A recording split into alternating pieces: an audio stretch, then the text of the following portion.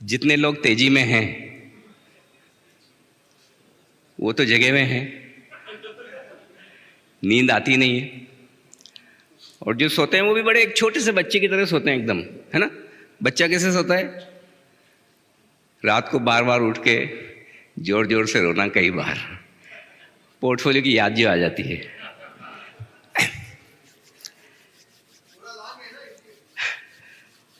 शुरुआत एक ही सेंटेंस से करना चाहूंगा जो पिछले हफ्ते ही मेरे दिमाग में आया, चैनल पे बोला और वो वायरल सा हो गया।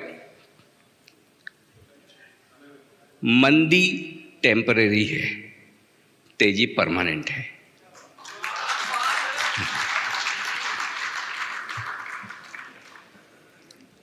आप में से कितने लोग थोड़े इस वक्त उदास हैं, परेशान हैं, दुखी हैं? ये पिछले 3 मिनट छोड़ दीजिए, जब से मैंने शुरू किया उसके पहले की बात कर रहा हूं। कितने लोग जरा हाथ खड़ा करके बताएं मुझे जरा। है तो है, उसमें क्या है, ये तो इमोशंस है हमारे। राहत इंदौरी साहब का एक शेर है, लगेगी आग तो आएंगे कई मकान जद में। लगेगी आग तो आएंगे कई मकान जद में, जद मतलब पूरे इलाके में। इस मोहल्ले में सिर्फ हमारा मुकाम थोड़ी है।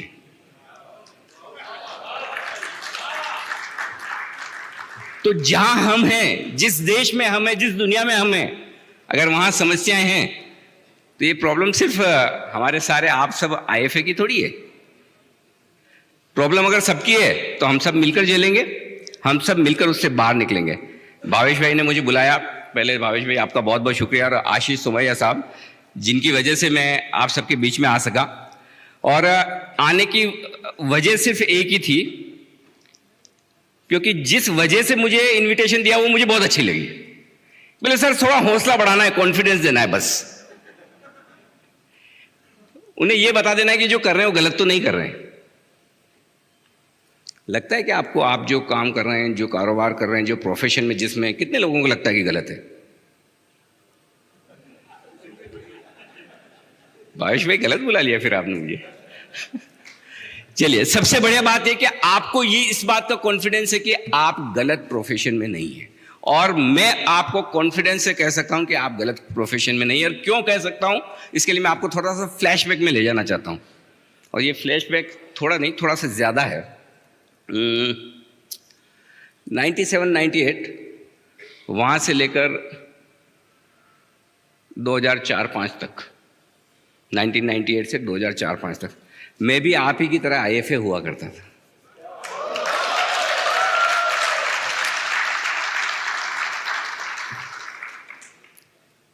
म्यूचुअल फंड डिस्ट्रीब्यूशन मैंने उस जमाने में किया है जब लोग म्यूचुअल फंड्स समझते भी नहीं थे, जानते भी नहीं थे। और मुझे अच्छे से याद है,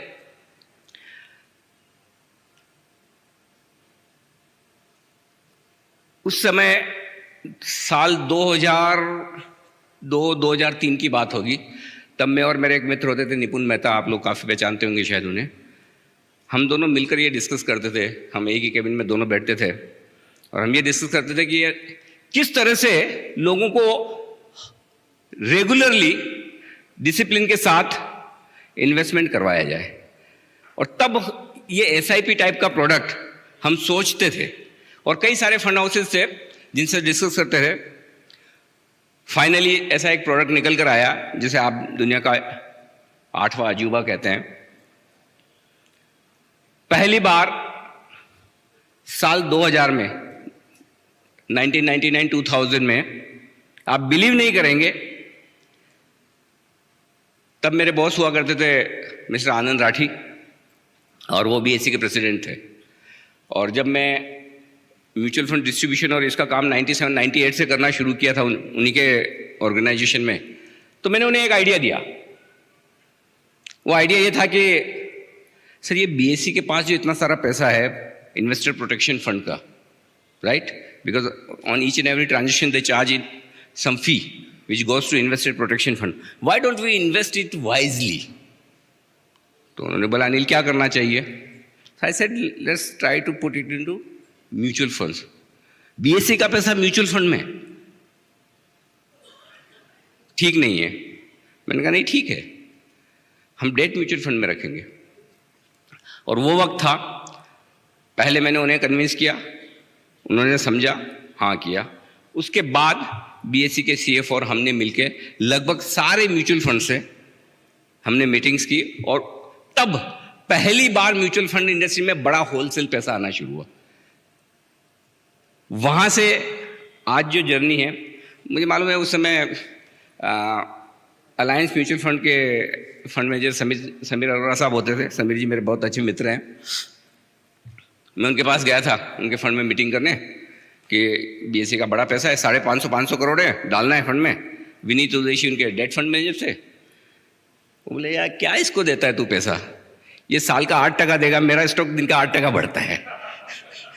मैंने कहा बढ़ता होगा समीर जी, लेकिन पैसा बीएसई का है। वहां से जो इंस्टीट्यूशनल पैसा आना शुरू हुआ, कई कॉरपोरेट्स, उसके बाद आज वहां से हम यहां तक आ गए हैं। लेकिन आगे क्या, आगे क्या में दो चीजें हैं। इस वक्त आपके बिजनेस के लिए माहौल वैसा है, ठीक उस तरह से एक बिजनेसमैन ने 2 सेल्समैन अपॉइंट किए,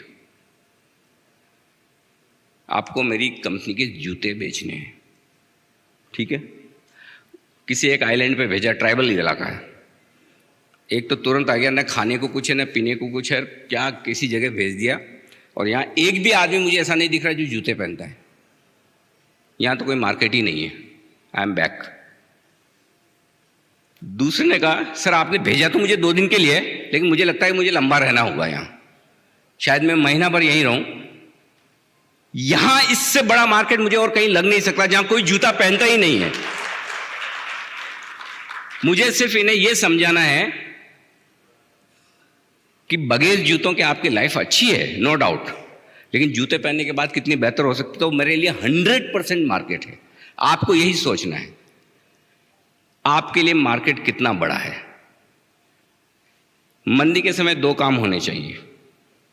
पहला, जिन्होंने आप पर भरोसा करके पैसा दिया है, आपकी एडवाइस पर पैसा लगाया, उनकी हैंड होल्डिंग करना, भरोसा देना, विश्वास जगाना कि आपने कुछ गलत नहीं किया है। यह काम बहुत जरूरी है, क्योंकि जब तक हम वो नहीं करेंगे, देखिए एक हिंदुस्तान में हमारी आदत बहुत साफ है, अगर मेरा स्पीच अगर बराबर नहीं हो रहा, आप लोगों को पसंद नहीं आ रहा, तो उसके लिए जिम्मेदार भावेश भाई, क्योंकि उन्होंने इतनी ज़्यादा देखो इधर लाइट लगा रखी है, माइक की आवाज़ बराबर नहीं है, एकदम टाइम से शुरू कर देते हैं। मैं 50 बहाने बनाऊंगा, लेकिन मैं तैयारी नहीं करके आया, ऐसा तो है ही नहीं। मेरी जिम्मेदारी के लिए, मेरी गलती के लिए हमेशा कोई न कोई और जिम्मेदार है। ठीक उसी तरह से कोई इन्वेस्टर हो, ये मान के चलिए वो कभी नहीं मानेगा कि अगर कुछ गलत हुआ है तो वो जिम्मेदार है। हमारा प्रोफेशन ऐसा है, आपका तो फिर भी ठीक है सर, हमारा तो और भी खराब है। ताली और गाली साथ में मिलती है हर रोज। और थैंक्स टू सोशल मीडिया, बहुत सारे आराम से फुर्सत में लोग हैं जो दिन भर ट्रोल करते हैं। और दूसरी, हिंदुस्तान में हमारी जो आदत है, एक तो पहली तो ये कि मेरी गलती के लिए मैं जिम्मेदार हूं नहीं, और दूसरी ये कि 2 जने लड़ रहे हो, झगड़ रहे हो, तो हम सब काम छोड़ के खड़े हो जाते हैं। अब देख लें भाई ये किस लिए झगड़ रहे हैं, थोड़ा तो मजा आएगा।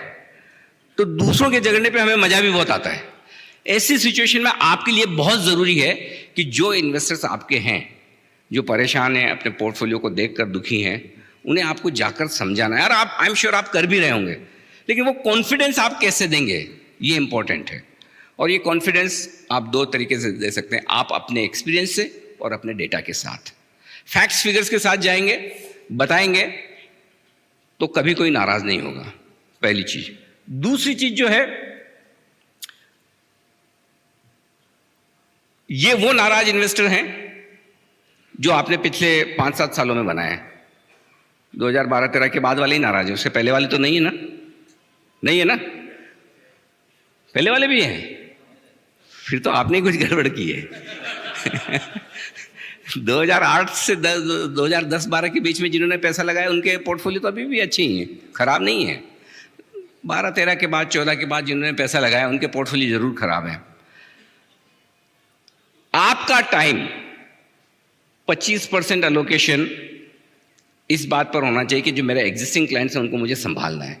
लेकिन ये सब रोना धोना छोड़िए, 75% वक्त आपका नए क्लाइंट्स में जाना चाहिए। और क्यों जाना चाहिए? जो क्लाइंट आपने 2008, 2009 में बनाए, 2010 में बनाए, वो आपको हमेशा थैंक यू कहते होंगे। इस मंदी में जो आपके पास क्लाइंट बनेंगे वो लाइफ लॉन्ग आपके साथ रहेंगे। और इससे बड़े आपके लिए मौका हो नहीं सकता जब दूसरी एसेट क्लासेस ऐसी हैं जिनमें पैसा लगाने का कोई बहुत बड़ा इंसेंटिव है नहीं। किसी भी एसेट क्लास में तेजी तब होती है जब इन्वेस्टमेंट का पैसा है। अगर इन्वेस्टमेंट का पैसा नहीं आ रहा तो तेजी होगी कैसे? रियल एस्टेट में बंद हो चुका है, इन्वेस्टमेंट छोड़िए, कंजम्पशन भी कम हो गया है। तो प्लस जो कुछ तेजी रियल एस्टेट में बनती थी ज़्यादा ब्लैक मनी की वजह से होती थी, उस पर रेस्ट्रिक्शंस आ गए हैं। जो आपकी रजिस्ट्रेशन प्राइस है और मार्केट की रियल प्राइस है वो लगभग बराबर हो गई। तो कहते हैं ना कि कच्चे का पैसा जाने की जगह ही खत्म हो गई। तो नेचुरली अब रियल एस्टेट में कोई पैसा लगाता नहीं। गोल्ड सिल्वर में थोड़ा बहुत जाता है, जाएगा, लेकिन वो भी कम हो गया। ठीक है, ये 2 महीने ठीक निकले, उसके अलावा तो पिछले 5-6 साल से तो गोल्ड ने रिटर्न दिए नहीं, तो वहां पर भी लोग पैसा नहीं लगा रहे हैं। पैसा तो फाइनेंशियल एसेट्स में ही आएगा, लेकिन उन फाइनेंशियल एसेट्स में आपको ये बताना है कि क्यों आप दूसरे से बेहतर है। आपको अपने आप से सवाल पूछने हैं कि क्या आपके जो क्लाइंट हैं उनकी आपने टाइमली सही से सर्विसिंग की? क्या आपने कितने लोगों को जैसे ही लगा कि आईएलएफएस का इशू हो सकता है, जिन फंड्स का आईएलएफएस में एक्सपोजर है या कोई भी और ट्रबल्ड कंपनी हो, उसमें से आपने उनको एग्जिट करवाया है? ये चीजें आपको सवाल पूछने हैं। अगर आपने नहीं किया तो फिर क्लाइंट का नाराज होना लाजमी है, क्योंकि वो एक्सपेक्ट ये करता है। आप उसे रोज, आप मुझे रोज पूछेगा जाते हैं, Anil ji how are you, मैं भी स्माइल कर रहा हूं, ठीक है सर, सब बढ़िया है। लेकिन जिस दिन मैं बीमार हूं उस दिन आपने पूछा क्या? जिस दिन मुझे जरूरत है, मैं हॉस्पिटल में एडमिट, अरे आज तो मेरा बहुत बिजी काम है, आज तो मेरी क्लाइंट मीटिंग है, आज तो ये है, आज तो वो है, उस दिन आप आके मुझे पूछते, उस दिन आप बोलते कि मैं 2 घंटे आपके लिए हॉस्पिटल में रुक जाऊं, तब तो मुझे लगता है कि आप वाकई में मेरे तबीयत पूछने, मेरा भला चाहने वाले हैं, मेरे शुभचिंतक हैं, वेल विशर हैं। तो आप भले ही अपने क्लाइंट से रोज बात ना करें, रोज ना समझाएं, दिक्कत एक ही है, जब मुश्किल वक्त है उस वक्त आपने उन्हें संभाला है क्या? उस वक्त आपने उसे सही एडवाइस दी क्या? चक्रव्यूह में घुसाना आसान है, निकालना मुश्किल है। और आपका काम यही होना चाहिए कि इस चक्रव्यूह में से कब कैसे किसको निकालना। अगर एक क्लाइंट का आपने कभी किसी वक्त पैसा बचा दिया, मैं कह सकता हूं दावे से वो जिंदगी में कभी आपको छोड़ेगा नहीं, बदलेगा नहीं। दिमाग से निकाल दीजिए, भूल जाइए कि ये बिजनेस खराब है। वैसे तो आप बोल नहीं रहे, लेकिन दिल में तो है, क्वेश्चन मार्क तो आते हैं, कुछ और करें क्या? कुछ और कर सकते हैं, करना भी चाहिए, लेकिन क्या जो कुछ और करने का आपके मन में आ रहा है वो अभी जो कर रहे हैं उससे बेहतर है क्या? अगर ABCD शुरू से सीखनी है तो फिर यहां पर तो जहां भी RST जहां तक पहुंच चुके हैं वहीं से आगे Z तक जाइए, यहीं पर मेहनत कीजिए, ज्यादा बेहतर होगा, बजाय इसके कि आप कुछ नया सोचकर नए सिरे से शुरू करें। ये चीजें होंगी, देश में बदलेंगी, आपके ट्रायल कमीशन भी कम होंगे, आपके कमीशंस कम होंगे, डायरेक्ट प्लान्स, दिक्कत आने वाली है, आ रही है। लेकिन इन सब के बीच में क्या आपने कभी एक चीज सोची है, जो आपके पास है वो डायरेक्ट प्लान्स में नहीं है? क्या है वो फर्क? किसी ने सोचा है? कोई बता सकता है मुझे? बस आपका पर्सनल टच, दिल से दिल की बात करो। आपके क्लाइंट को यह लगना चाहिए कि यह बंदा मेरा भला सोचता है, मेरे लिए खड़ा है, वो फील आप दीजिए उसे। मैं आपको ईमानदारी से बताता हूं, मेरी सक्सेस का, अगर आप मुझे मानते हैं या जो कुछ भी मैं आज जिंदगी में आज यहां तक पहुंच पाया हूं और आपसे बात करने लायक हूं, सिर्फ और सिर्फ एक ही चीज है और कुछ नहीं, मैं मेरे दर्शकों से दिल से बात करता हूं, सीधा, बीच में कोई लाग लपेट नहीं है।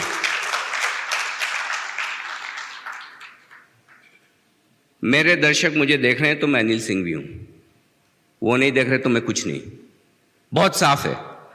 मेरे पास कोई ऐसा सिस्टम नहीं है, कोई ऐसा मेरे पास में तरीका नहीं है जिससे मैं उन्हें अपने टीवी चैनल के सामने बिठा के कहूं तुम्हें देखना ही पड़ेगा। उनके हाथ में रिमोट है। एक सेकंड में अनिल सिंह भी नहीं रहेगा। ठीक उसी तरह से आप अपने प्रोफेशन में अगर आप अपने क्लाइंट से दिल से बात करेंगे, वो कहीं नहीं जाएंगे।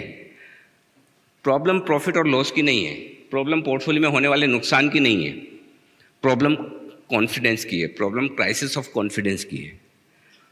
आपके क्लाइंट का आप पर से भरोसा नहीं हटना चाहिए, नहीं टूटना चाहिए। यह बहुत जरूरी है, यह बहुत जरूरी है।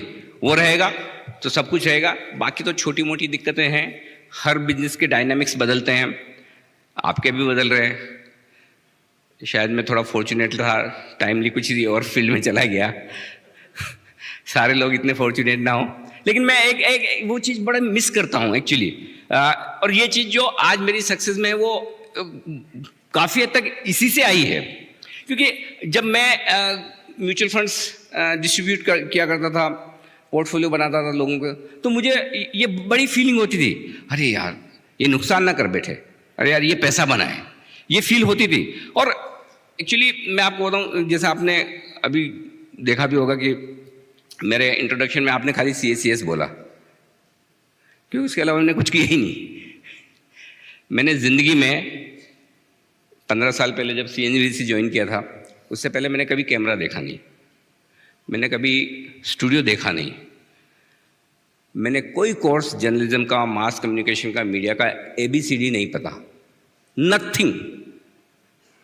सिर्फ एक वजह से पहुंचा, और वजह ये थी कि जब मैं लोगों को एडवाइस करता था, लोगों को अगर मेरी एडवाइस पसंद आती तो मैं कई बार ये सोचता था कि क्या कोई ऐसा बढ़िया, बेहतर, बड़ा प्लेटफॉर्म हो सकता है जहां मैं ज़्यादा लोगों तक पहुंच सकूं। और ऊपर वाले की मेहरबानी में फॉर्चुनेट था कि मुझे एक चांस मिला। That was the time in 2005 CNBC was launching that Hindi news channel, Hindi business channel, that was CNBC आवाज़। And I met through a common friend, my earlier bosses, Raghav Bell, Udin Mukherjee and all. तो तब तक मेरा career बहुत अच्छा चल रहा था, फर्स्ट क्लास, बहुत बढ़िया था। और जब मैं इंटरव्यू दिया तो मुझे पूछा कि मीडिया में क्यों आना चाहते हो? मैं बस ऐसे ही, अच्छा लगता है, आप लोगों को टीवी पे देखते हैं तो बढ़िया लगता है, मुझे लग रहा है मैं भी टीवी पे आऊँगा, अच्छा लगेगा। This was my honest answer. लेकिन साथ में मैंने कहा, ये तो मेरा पर्सनल है, लेकिन जिस वजह से मुझे CNBC में उस वक्त जॉब मिला, उसकी वजह दूसरा आंसर था। मैंने कहा मुझे ऐसा लगता है कि मैं लोगों को पैसा बनाने में या पैसा बचाने में मदद कर सकता हूं, और अगर मुझे सही प्लेटफॉर्म मिले तो शायद मैं ज्यादा लोगों का भला कर पाऊं। इसलिए मुझे ऐसा लगा कि ये प्लेटफॉर्म शायद ठीक है, और उन्होंने मुझे रख लिया। रखा तो कैसे? जिस वक्त मैंने जॉब छोड़ा तो तब मेरी सैलरी जो भी रही हुई, और आपके भी कई सारे IFS जो जॉब में होता है आपका सिस्टम होता है ना कि आप इतना बिजनेस करेंगे तो इतना टाइम आपका कमीशन है, 1x 2x 3x your salary is your bonus and this is your salary. हमारे वहाँ भी ऐसे ही सिस्टम था। तो मैं अपनी सैलरी का 2x, इससे ज़्यादा तो मैं बोनस लेता था। सैलरी भी अच्छी खासी थी, बढ़िया थी, पैसे अच्छे मिलते थे उस ज़माने में, तो मिलते थे, आज का पता नहीं। तो CNBC ने मुझे सिर्फ 50% सैलरी पे ऑफर किया कि हम तो इतना पैसा देते नहीं है, आपको आना है तो देख लीजिए, बोनस तो भूल ही जाओ, वो जो मिलता था। And I asked couple of my friends who are close to me, and I asked my wife, are you sure you want to do this? You are doing so good, you are such a nice financial advisor. I said नहीं, life में risk तो लेनी, कुछ नया करना है, कुछ अलग करना है। मैंने ज्वाइन किया। ईमानदारी से बता रहा हूँ, 1.5 2 साल ऐसा लगे कहाँ गया, क्योंकि मीडिया का सिस्टम कैसा है, एक स्टॉक ने 3 सर्किट लगा दिए ऊपर, ठीक है, रोज 10% बढ़ रहा है, 15% बढ़ रहा है, हम चिल्लाएंगे अरे इस स्टॉक में 3 में 35% की रिटर्न आ गया। फर्ज करिए आप अपने क्लाइंट को फ़ोन करें, राइट, फ़ोन करके बोलें क्लाइंट को अरे सर देखिए ये स्टॉक 3 दिन में 30% बढ़ गया। उसका जवाब होगा 3 दिन पहले सो रहा था क्या? फ़ोन 3 दिन पहले करता तो 30% अंदर होते। So the way business journalism and stock market coverage was done was quite different than what actual world is, what real world is. So it took me lot of time and energy to convince my bosses that this is not the way we should be doing. We need to change. We cannot be just in a business where we pass information and tell people that this is happening. We are business channels and we have to make sure that we help people in making money. और वो तभी हो सकता है जब आप पहले बताएं, बाद में बताने का कोई फायदा नहीं है। सिमिलरली आपके केस में भी यही है, आपको जो बताना है पहले बताना है, बाद में बताने का फायदा नहीं है। और वो एक स्टेप अगर आप आगे हैं किसी और से, आपको एक बात बताऊं, नाम मत पूछिएगा, मेरे पास आज भी इस वक्त 2 फाइनेंशियल एडवाइजर हैं जिनके थ्रू मैं पैसा लगाता हूं। मैंने जिंदगी में अभी तक एक भी बार डायरेक्ट प्लान में पैसा नहीं लगाया।